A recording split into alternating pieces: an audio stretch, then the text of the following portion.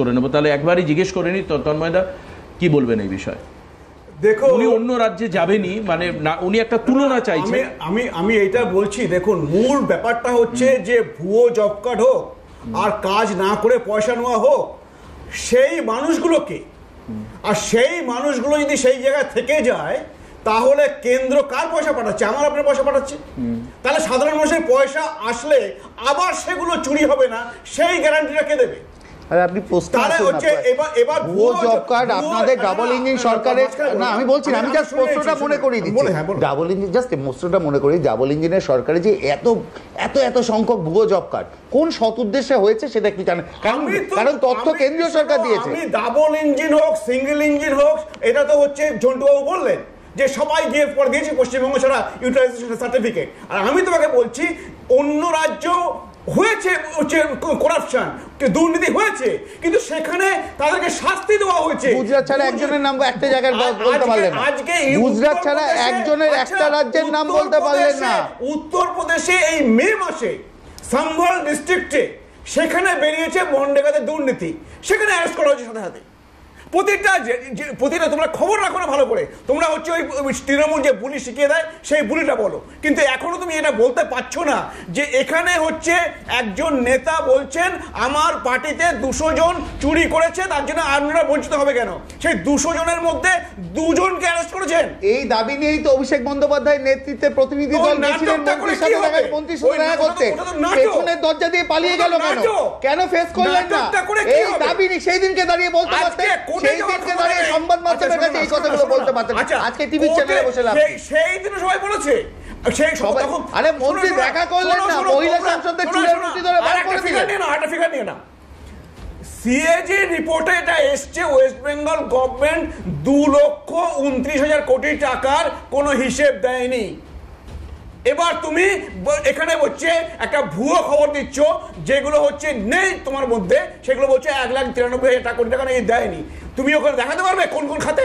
অবশ্যই দেখাতে পারবো। আজকে আমি বলে দিচ্ছি, আমি দেখেছি ওটা, আমি তোমাকে বলে দিচ্ছি। বেশ এই তোমাদের হচ্ছে এরকম ভাবে করেছো যে আমফানে যেখানে হচ্ছে কেন্দ্র বলেনি ওই টাকা দেবো, তোমরা সেখানে ধার্য করে নিয়েছো আমফানের জন্য 10,000 কোটি। আমাদের তন্ময়দা আগামী দিনে আমরা একটা প্যাভিলিয়ন টাইপের করব, সেখানে উভয় পক্ষের কাগজ দস্তাবেজ নিয়ে মানুষেরা উপস্থিত থাকবেন। দেখি তথ্য নিয়ে এসো, সম্রাটদা ডাকবেন, তার যে লোক সে তথ্য নিয়ে চলে আসবে। আমার কথা হচ্ছে যে তোমার কথা নিয়ে বলি, তুমি যে বলছো, দেখো আজকে হচ্ছে একটা কথা হচ্ছে যে আমার পাড়া আমার সমাধান, সেটা অনেক মানুষ বলছে আমার পাড়া তৃণমূল তারা, এই সমস্ত বলছি।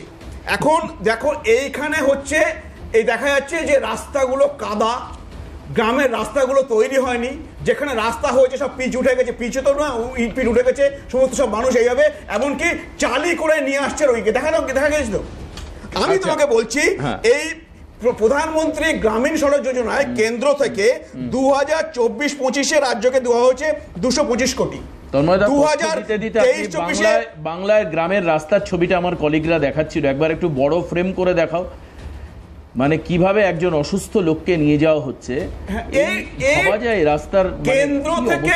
এই প্রধানমন্ত্রী গ্রামীণ সড়ক যোজনায় এই স্কিমটা 60-40, কেন্দ্র দেয় সিংহভাগ পয়সা, 60%, রাজ্য 40% দেওয়ার কথা। কেন্দ্র থেকে পয়সা এসে যাচ্ছে, অথচ রাস্তাগুলো এই হাল।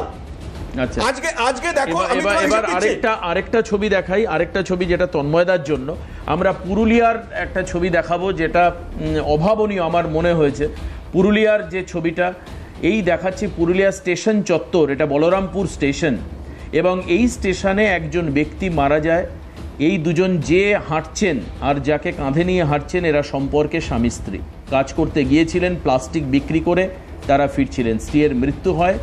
রেল অর্গানাইজেশন বা রেল অথরিটি তাদের একটা স্ট্রেচার পর্যন্ত প্রোভাইড করেনি। তন্ময়দা, ভেরি পেইনফুল। স্বামীকে তার 7 পাকে বাধা পড়া সত্য অনুযায়ী স্ত্রীকে কাঁধে করে মৃতদেহ রেলওয়ে চত্বর, স্টেশন চত্বর থেকে নিয়ে যেতে হচ্ছে।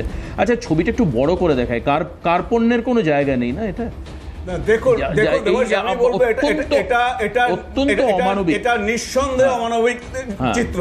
আমি জানি না কি হয়েছে এর পেছনে, না, এই সেটা না জানলে বলতে পারবো না, না জানলে বলতে পারবো না। কিন্তু এবং রেল পুলিশ ফোর্স করেছে যে তাড়াতাড়ি বডি সরান। না, সেটা হয়তো অভিযোগ হতে পারে, কিন্তু তিনি গিয়েছেন কিনা বা চেয়েছেন কিনা বা কিভাবে সম্ভব হয়নি সেটা আমি বলতে পারবো। ওনার বক্তব্য চাইলে আমরা শুনিয়ে দিতে পারি আপনাকে। সেটা আমি অবিশ্বাস কিছু করছি না, কিন্তু সেটা যদি হওয়া উচিত হয়নি কখনো ভাবে।